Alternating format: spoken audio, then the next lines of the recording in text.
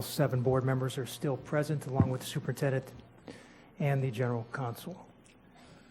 Superintendent, do you have any items to add to the agenda? Mr. Chairman, I have nothing to add. Any withdrawal? I have no items to withdraw, sir. Board members, we have 2 items that have been pulled from consent, BRD1, three items, BRD1, ELR1, and L1. There's only 1 left. Does anybody want to pull that one? Seeing none, we'll approve the agenda as modified. Motion by Mrs. Andrews, second by Dr. Robinson. Any discussion? All in favor, all opposed, motion carries 7-0. Are there any disclosures or abstentions? Seeing none, Mr. Superintendent, comments? Yes, good afternoon. Once again, I am humbled by the accomplishments of our extraordinary staff. Earlier today, board members joined me in recognizing the accomplishments of 82 district-operated schools that earned the 5-star distinction from the Florida Department of Education for the 2018-2019 school year. 5-star is a prestigious award because it recognizes so many aspects of what makes a school great: academic achievement, volunteer involvement, business partnerships, SAC, and community involvement at the school. The accolades continue. 2 of our teachers recently visited Washington, D.C. to accept the highest educational award given by the U.S. government for K-12 education.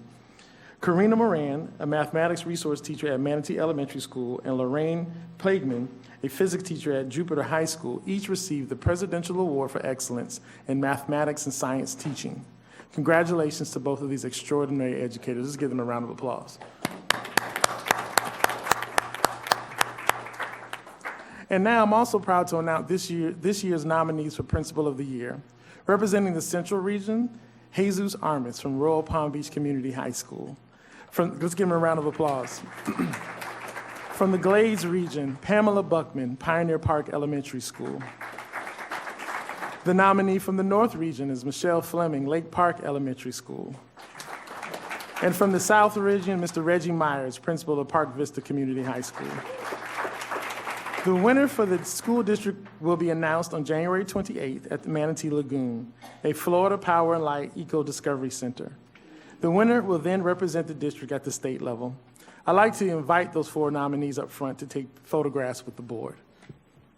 Please come forward.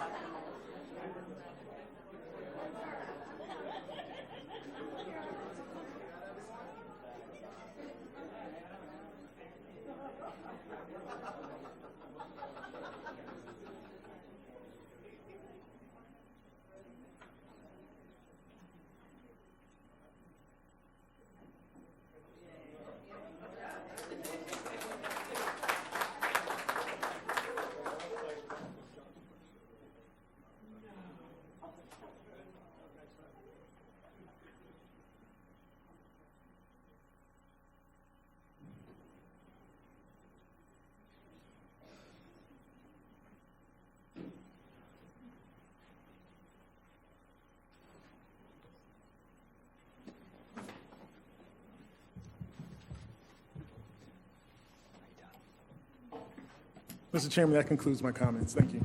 Board member comments, Ms. McQuinn? Nothing? Mrs. Whitfield? Mrs. BRILL? Thank you. So usually I don't talk about where I've been, and I had planned to come here to tell you that this past week I channeled my Erica Whitfield But now I have to tell you, I am not pregnant. So that you know, it's not going to happen ever again. But I have to tell you that I had the opportunity to go to Diamond View Elementary School to see the University of Florida's Extension Family Nutrition Program came to the school, and they partner with R.C. Hutton Farms to have one of their representatives go to the school. And what they do is they have a tasting of a vegetable. And what they did was this time they brought raw green beans to Diamond View Elementary School, and the farmer explained to the children how green beans are grown, and then they distributed the raw beans to the students, and I had the opportunity to count with them, 1, 2, 3, crunch. And I wish I could have taken photographs of what their faces look like when they ate those raw green beans. It was priceless. So I know that Erica has always been focused on nutrition. I think it's a great program if you have the opportunity to go and participate. It was an awful lot of fun. I also want to let you know that the other day I met with Students Demand Action down at West Boca Community High School, and to my colleagues, you're going to start seeing them at the board meeting because they have some really great ideas of what we can do to help get the students to understand how serious threats are and for security in our schools. So I've invited them to, we'll start looking at the agenda to come in and speak to us. These are high school students that are very involved, have great thoughts, great suggestions, and they want to see how they can help us do better with that in our schools. So thank you. Mrs. Andrews? Thank you, Mr. Chair. And if you could give me a few extra minutes, I have quite a bit I want to talk about today. And first of all, I'd like to say to you all, it was a pleasure representing Palm Beach County at the Council of Great City Schools. Some of us just returned from the council meeting, which was held in Louisville, Kentucky, where we received professional development on issues related to large urban school districts. Excellent presenters were there, current trends in education, national experts in the field of education were all there to really help all of the large urban districts across the United States of America. I found the information very informative, and impacting. And I want to say that I will be providing a brief report to all of the board members who did not attend, but we had a pretty good delegation from Palm Beach County. I want to say it's so important to have great leadership, and I think we are all great leaders in Palm Beach County. But special congratulations to Mr. Frank Barbieri, our chairman of the board, who actually was a finalist for the Greenbrier Award. Let's give him a big hand. This was a big deal. And we also took one of our teachers from Glades, the Belle Glade area, Wilhelmina Jacobs, and she was a finalist for the Teacher Award. We'll be bringing some slides back to you in November so that you can see Mr. Barbieri in action as he received his award, as well as our teacher. We were so excited to be a part of Palm Beach County. Everyone could not be a finalist, but we had 2 finalists right here from Palm Beach County. So I did bring something back for my fellow board members who did not attend. I brought them their own special horse from Church Hill Downs, the home of the Kentucky Derby. So if you're not wearing your horse and you're sitting up here right now, just put it on. And I want you to think about us because we were there representing you, making a difference from Palm Beach County. So I know you have your horse in your bag, but I want you to know it was very exciting. We had a chance to see the city, but most of the time we spent in those meetings, which were very, very informative. And 2 additional items, thanking the Village of Wellington for $400,000 they gave to the Village of Wellington schools to help those struggling students make a difference in their lives as far as academic achievement. And many of us remember Keely Spinelli, who was an outstanding principal and leader here within the school district of Palm Beach County. That scholarship, that grant of $400,000 is named for Keely Spinelli. She worked tirelessly to help children reach high potentials here within our school district. And lastly, we had a big night last night at West Tech. And if you can just look at the screens here, I want to tell you that the Glades got talent. We were at West Tech Educational Center last night with vendors throughout Palm Beach County, Cooper Construction, Hatcher Construction, Hedrick Brothers, some of these you know, Messon Construction, Purtle Construction Company, and the list goes on. It was packed with our partners, those who want to make a difference as we educate and train our students. I want to especially thank our principal at West Tech, Dr. Charlene Ford, and Dickie Seitz from the Diversity Office, our director. She's awesome, folks. She knows how to get it done. West Tech was packed with people last night, and mostly with students coming to see the vendors, the people who could hire them once they get their skills in place. So thank you, everybody. We've been on a roll here within the School District of Palm Beach County, learning, growing, and making a difference, and also trying to educate all so that they can be successful in life. Thank you. Thank you, Ms. Sanders. Dr. Robinson? Thank you. I had not planned to say anything, but to Mrs. Andrews' point, the Council of Great City Schools is an outstanding organization, and I'm really pleased that some years ago, after attending National School Board Association and being very much disappointed, and then attended Council of Great City Schools and learning a lot, that I'm really pleased that this board has decided over the years to pay the dues and get the benefits from being a member organization. I almost want to apologize because what I realized, this was the largest group that we've ever had from Palm Beach County to attend the fall conference of the Council of Great City Schools. And as I have been many times, what I realized is I've been very frustrated because I have seen things and been exposed to information and ways of doing things that my fellow board members may not have been. And so I'm really thrilled that we had such a large group attending the council this year. I'm hoping that we will shift gears because I feel like I'm stuck in neutral and pressing the gas. And so I'm hopeful that as I talk about some of the moves that I believe we need to make, that there will be additional voices added to mine to support moving forward, and specifically around the work of equity. Thank you.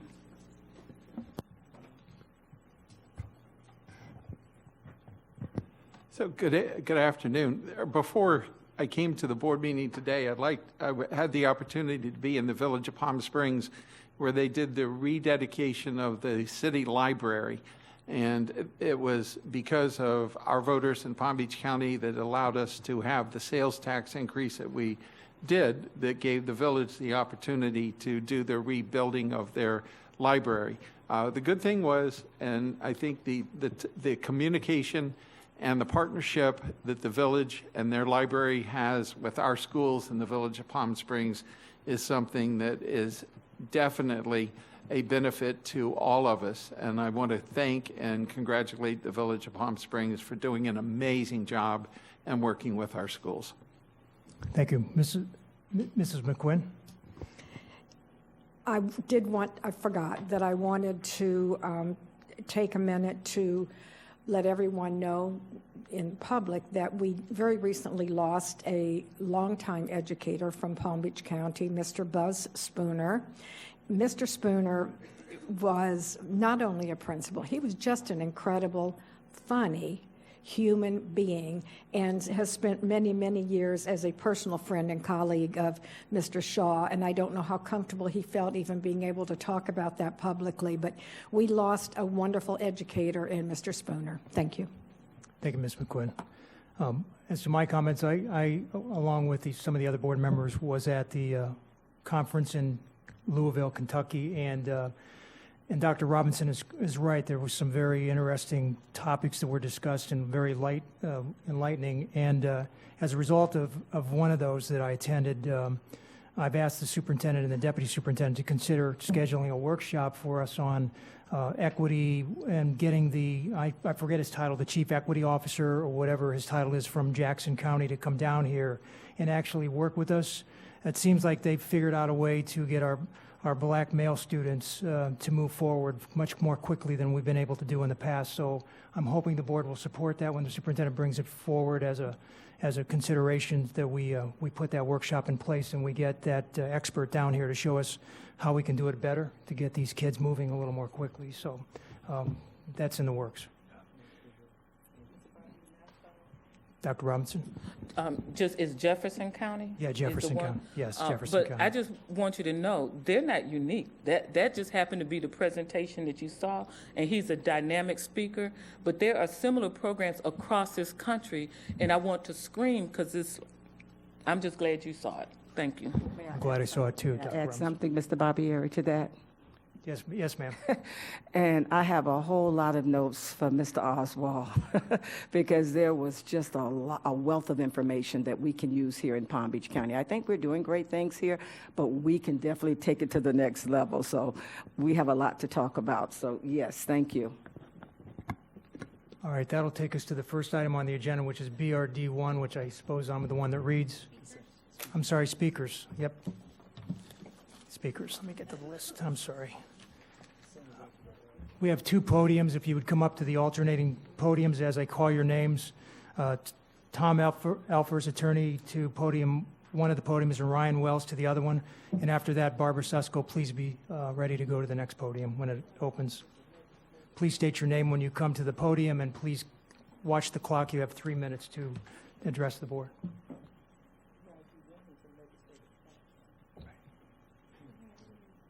Good afternoon. My name is Tom Elfers. I represent Dr. William Latson.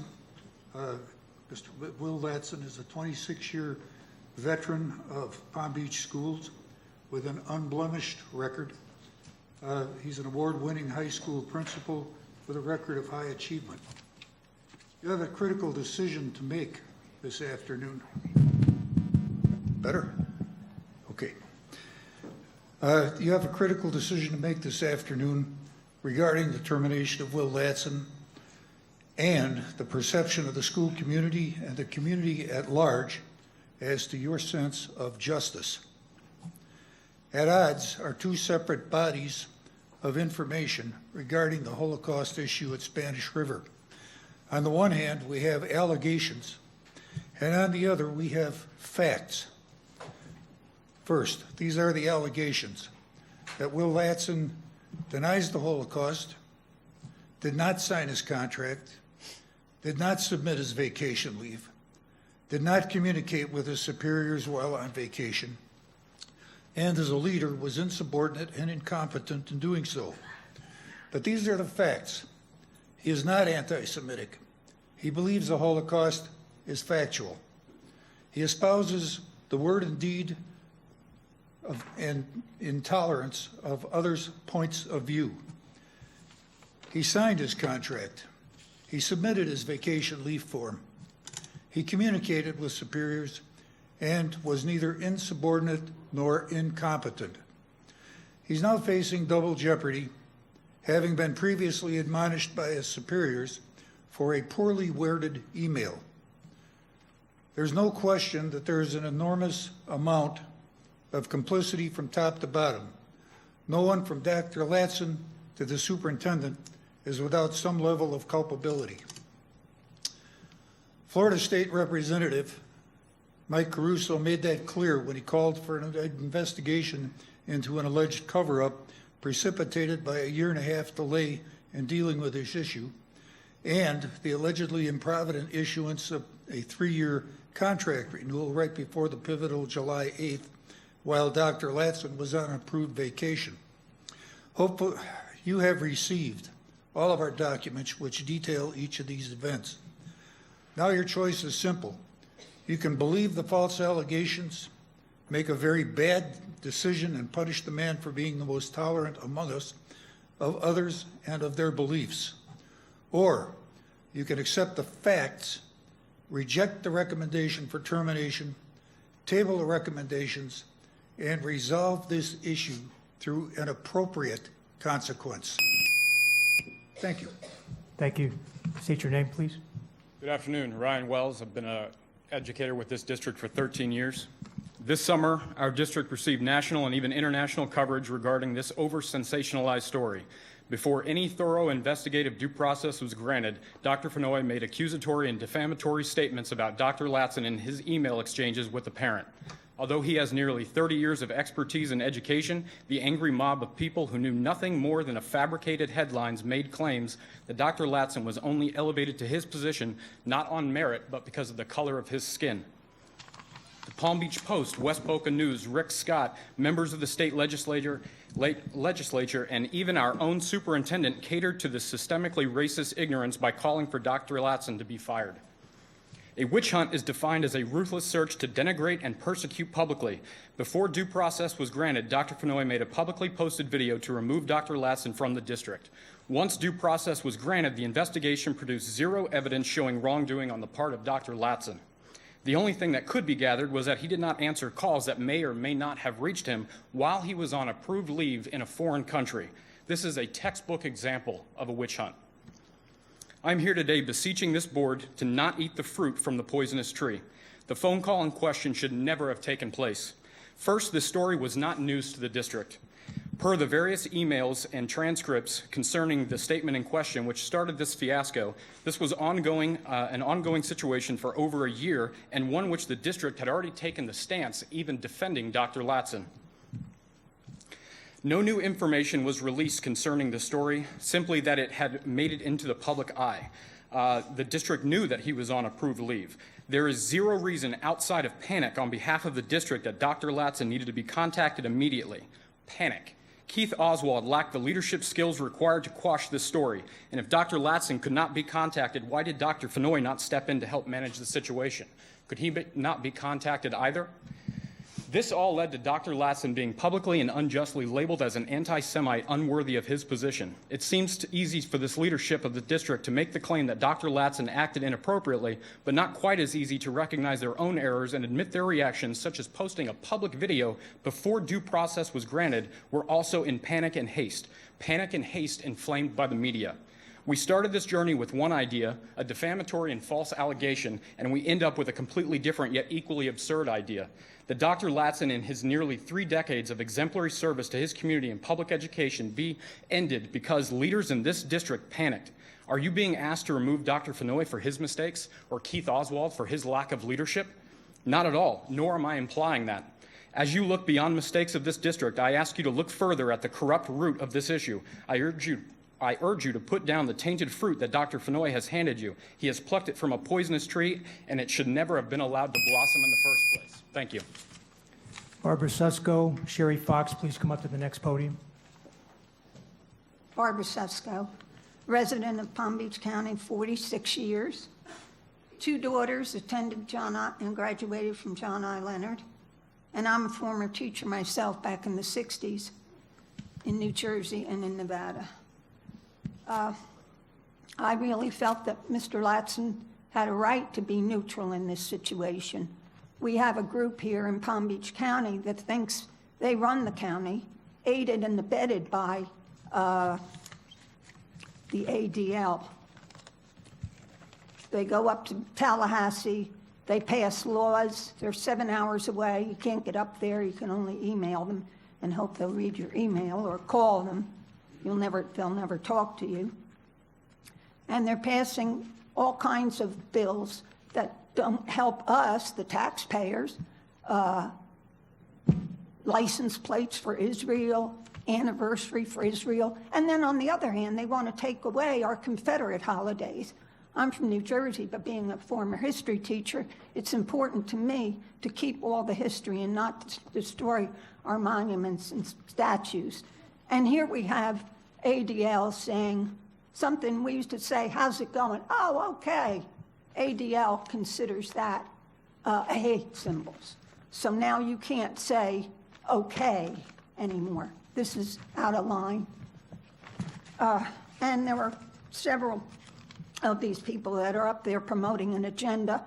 And I felt that Mr. Caruso and the various ones that have sponsored these bills, the bill on anti-Semitism, get a piece of duct tape to put over your mouth if you're a teacher here, because you're going to be headed for trouble unless you cite the exact narrative that they want you to cite.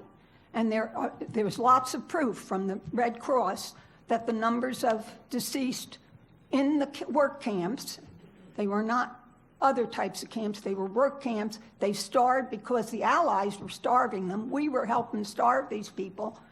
And it just was a terrible, terrible thing for World War II. This was terrible. But you also had people in Dresden. You also had people in Japan. 2 cities flattened completely. So it's not just one group of people that suffered the Holocaust. And the Red Cross went into those camps. They got numbers that contradict 6 million, but don't you dare say less than 6 million. This is unfair. History should always be open. We're still doing archaeology to discover, things underground to inform us of our history. So please, please don't do this. Don't do this to Mr. Latson. Thank you. After Sherry Fox, Omni Freeman, please come up to the podium.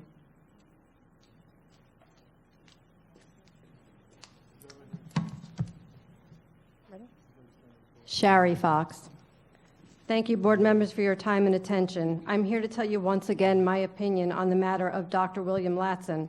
I say again because I have sent you all numerous communications as a parent, taxpayer, concerned citizen, with no response from any of you until this week from Karen BRILL and Erica Whitfield. Thank you, ladies.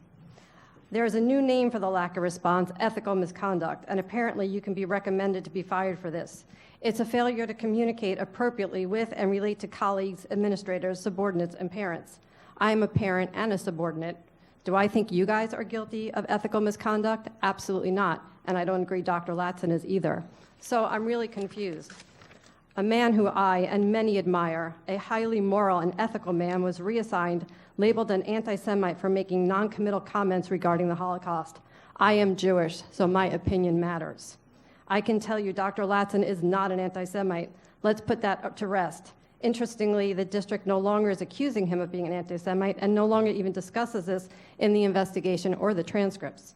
See, the district hastily made a decision calling for Dr. Latson's contract to be non-renewed, after it already was, without due process. Under pressure, the district affords Dr. Latson due process, and what happens? Anti-Semitism is off the table, so it's over, right? Yay, we're done, move on. But no, now you, as a board, are asked to vote on firing Dr. Latson for not helping to lead the district's response while on district-approved vacation out of the country. No phone calls that were supposed to be made can be proven. There are no records on his logs that show that he received these calls. Well, the district attorney said proof is that he sent an email to his staff, including information that was left on his voicemail. Really? I knew he was reassigned before receiving any email from Dr. Latson. It was all over the news before he sent that email. Maybe a friend, a colleague, a family member told him. Sensationalized headlines, political pressure from politicians who should not be involved in educational decisions, people who know nothing about this man were jumping on the bandwagon. So how is it that anybody didn't know? Okay, so back to the timeline. Well, now he should be fired because he didn't fill out paperwork for his vacation. Oh, yeah, he did. Okay, so let's focus on phone calls. Wait, that doesn't work. Let's non-renew him again. Well, that didn't work the first time, so let's go back to the fact that he did not respond to phone calls that no one can even prove he ever received. Do you see why I'm so confused? You all should be equally as confused. So let me lay it out again the way I see it, my opinion. The district did not support their employee who initially they did, and the matter was already resolved. They did not give him due process amid political pressure, sensationalized headlines, and many uneducated people jumping on the bandwagon. Then they gave Dr. Latson due process, realized they had no ground to stand on, and then desperately searched for another angle to save face. Thank you. Carl Mohammed and Rachel Ostrow will be next. Go ahead, ma'am. Thank you, sir. Good afternoon. My name is Omni Freeman, current teacher at Spanish River High School, and this is my ode to Dr. Latson. As they sat in the media center conversing and laughing, one word could describe the setting: home. The place they lived, the place that was family, the place of teamwork, the place of collaboration, the place of positivity. They, the faculty, look happy.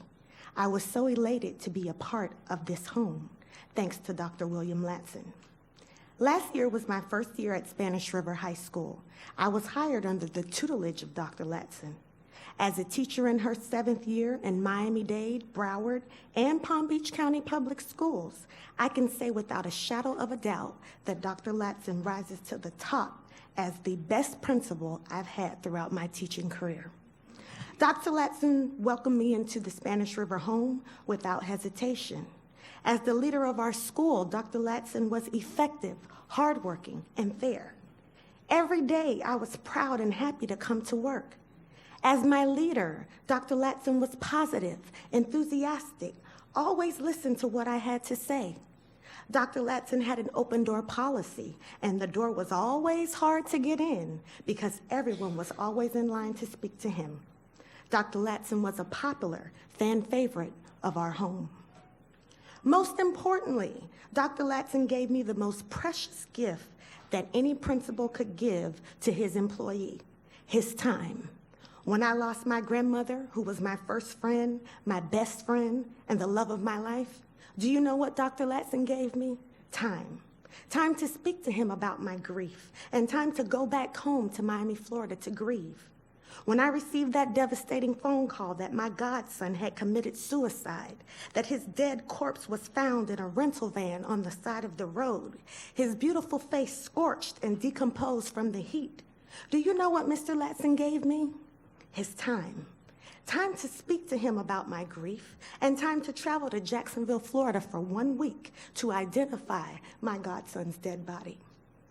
As I stand here today on behalf of Dr. Latson, the least I can do for him is to give him my time.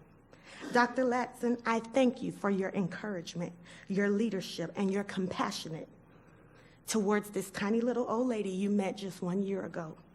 You, Dr. Latson, have served not only as a school leader, but a great mentor who invited me graciously into your home with the utmost Southern hospitality. Although my Spanish River home is definitely not the same without you, Dr. Latson, I leave you with these 3 words. 'Tis easy enough to be pleasant when life flows on like a song, but the man worthwhile is the man with a smile when everything else goes wrong. Thank you. Mr. Mohammed and Rachel Ostro. Carl Mohammed. I'm here once again to be a reminder to the Florida Statute 1003.42H, which kind of goes into both of these situations that we're talking about whenever we have this conversation. It goes into the, I think it's G for the Jewish community, and I know it's H for the African American community, and I always like to come in these pivotal moments to try to remind us of the serious, heavy lift that we must do in order to make the real improvements that we as Palm Beach County have been leading in the state of Florida for the longest as it relates to the following of the Florida statute. And in that dynamic, you know, as I listened to the other meeting that you guys had before this, I'm glad to see that you went to the League of Cities, and whoever the gentleman was that was talking about the cigarettes and all of that kind of activity, we in the community, we've been doing those kind of training sessions all along. We've been talking about radioactive polonium-210 and all of the other carcinogens that goes along with the smoking. And I heard somebody say that we need to do some things as it relate to the prevention. And I think this is a great opportunity for the county and for the school district, school board members to take a look at funneling some of those dollars into the real activity that is needed for what you mentioned, Mr. Barbieri, as it relates to the improvement for African American children. And I also want to remind you that one of the greatest professionals that I know in the state, and in the United States, is Dr. Robert Brown. We brought him here to teach us on the Walking the Equity Talk, and I think it merits our investigation when you decide to pick whoever it is that you're going to bring here to talk about equity. And as we move forward, I know many times we are expected to talk about people's jobs and different things that are taking place inside of society, but I want to always remind you that our babies are dying inside of my community, our boys and our girls, because of the miseducation that continuously goes on, that we are aware of, that I'm hoping that this kind of activity can spawn us in some kind of new direction to actually take a critical look at some of these things that we can do, that we have done, and that what we must do in the very near future. So I'm not here to talk about nobody's job. Whatever y'all do with that, that's cool.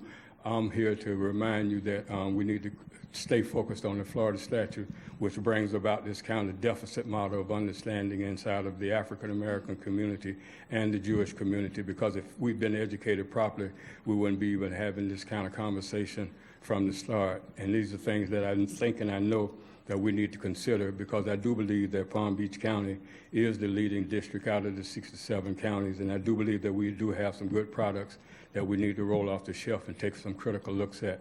And if we do, once again, while you're going to holiday season, Thanksgiving and Christmas, when you come back January 21st, we're going to be trying to do some real things from the African American community. Thank you for your time.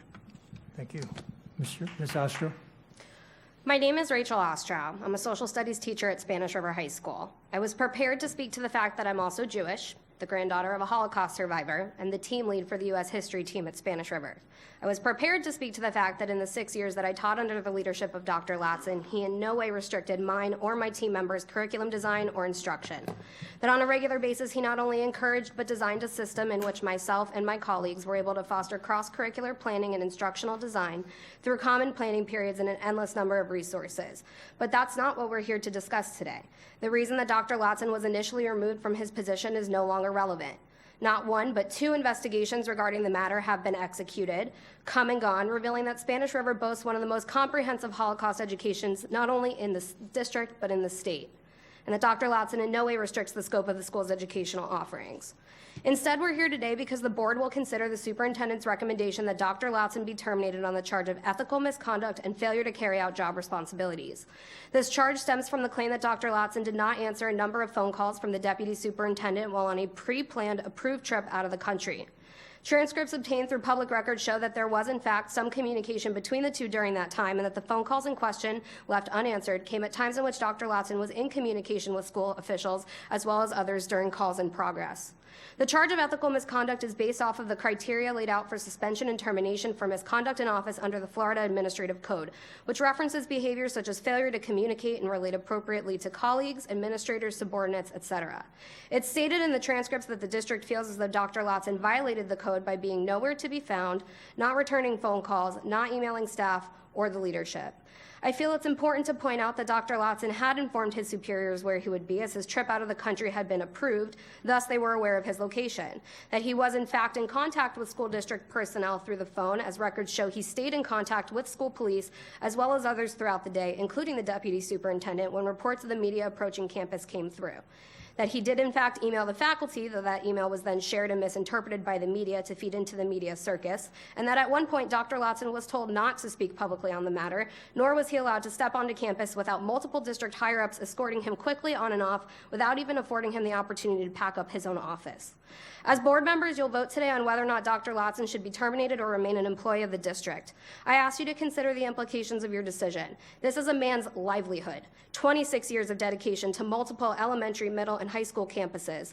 Thousands can testify to his dedication to the students whom he serves. 26 years of highly effective evaluations in which Dr. Latson is documented as having exceeded expectations as an educator and a leader, as someone who fosters a strong school climate and enriching academic experience, and boasts a clean disciplinary record.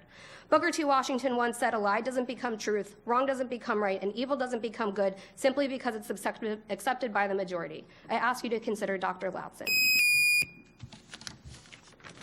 Thank you. Board members, that'll take us to approval of the consent agenda. We have 3 items have been pulled. The only one left is LD1, that's proposed litigation on e-cigarettes. So unless anybody wants to pull that one, take a motion to approve the consent agenda. Motion by Mr. Shaw, seconded by Mrs. Andrews. All in favor? All opposed? Motion carries 7-0. So the first item under new business is BRD1. I recommend the board discuss moving scheduling flexibility from the 2020 issues of continuing concern document to the legislative platform and approve the revised platform if needed. The board initially approved the 2020 legislative platform and issues of continuing concern on September 25, 2019. During the October 16, 2019 regular meeting, Dr. Robinson requested the priority related to scheduling flexibility be moved from issues of continuing concern. I'm sorry, that was Mrs. BRILL, requested the priority related to scheduling flexibility moved from the issues of continuing concern document to the main platform under the heading of student learning and academics. A revised platform reflecting this addition is attached as per board member request. No other changes have been made to the platform. We have that was pulled by Dr. Robinson. We need a motion. Motion by Mrs. Andrews, second by Ms. Brill. Dr. Robinson. Yes, thank you. So my request actually is to make another change. I noticed when doing the comparison that one of the items that was under continuing concerns last year dropped off, and I would like to make sure that it is listed, and that is the exact language was to advocate for a local legislative budget request to establish an African American History Museum at the historic Roosevelt High School. I've been asked by actually some of our representatives to, I've been strongly encouraged to enter another appropriations request, and I would like for it to be officially listed on our items of continuing concern. And so if there's no discussion, I'll make a motion that way, but okay. And so I'd like to amend the recommendation to add advocate for a local legislative budget request to establish an African American History Museum at the historic Roosevelt High School under our issues of continuing concern. All right, Dr. Robinson made a modification to the motion. Second by Ms. Brill. Any discussion on that one? All in favor? All opposed? Motion carries 7-0. And I'm not sure I need to even, the recommendation was discussion, so on my motion. So I withdraw my motion, and the motion made by Dr. Robinson stands as the adopted motion of the board by 7-0. That'll take us to ELR 1, personal disciplinary action. Mr. Superintendent? I withdrew it because Dr. Robinson made a substitute motion. Mrs. Brill's issue was... Oh, I'm sorry. Ms. Brill's motion was part of that. So we'll vote on we'll vote on the main motion. All in favor? Opposed? Motion carries 7-0. My apology. Mr. Superintendent, ELR 1, personal disciplinary action. ERL 1, Mr. Chairman, I recommend the board approve William Latson's termination of employment effective Thursday, November 21st, 2019, subject only to appeal under Section 120.569, FS Section 120.557, FS. Motion by Mrs. Brill, seconded by Ms. Whitfield. Discussion? Ms. McQuinn? I want to offer an amendment to the recommendation. I move that the board approve Will Latson's 10-day suspension without pay and that he be demoted from the position of school principal. Superintendent, will you accept a modified recommendation? At this time, I respectfully decline that recommendation. Do we have a second on Ms. McQuinn's motion? All right, that takes us to the main motion. Discussion? All in favor? All opposed? Motion carries 5-2. Mr. Superintendent, I'll take us to L1. Yes, L1, I recommend the board accept the state appropriation awarded during the 2019 legislative session in the amount of $250,000, approve the proposed scope of work, and authorize the board chair and the superintendent to sign all needed documents. Motion by Mrs. Andrews, seconded by Ms. Brill. Discussion? Dr. Robinson?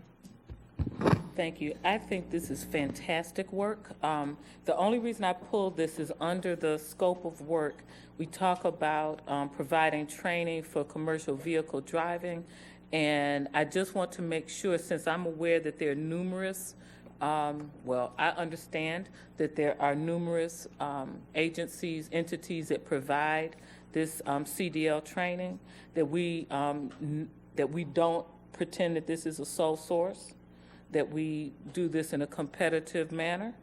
And as I understand, there's actually at least one that's homed in the Glades, if you will. I'm not saying that they should get it. I just want to make sure this is done competitively, since I'm aware that there are a number of agencies in the county. Mrs. Andrews? I'm just truly thankful, having gone to Tallahassee to advocate for this money. Thanking the legislature, our local delegation, as well as Ms. Solnett and our other legislative body out of Tallahassee, Ron LaFace, and everybody who worked on this. It's going to mean a whole lot for the Glades community as we move forward with this CDL program. We've been waiting anxiously, and it really is all about the community. I'm so thankful, I'm so happy, and now that we're moving this as a board, we do have to follow the state of Florida's guidelines, and I don't want there to be anything that's going to hold up us in getting this program off the ground. So I'm very, very happy. Thank you. Any other discussion? All in favor? All opposed? Motion carries 7-0. Board members, if you have nothing else, we'll take a motion to adjourn. Motion by Mrs. Andrews, second by Ms. Brill. All in favor? All opposed? Motion carries. Meeting is adjourned. Thank you.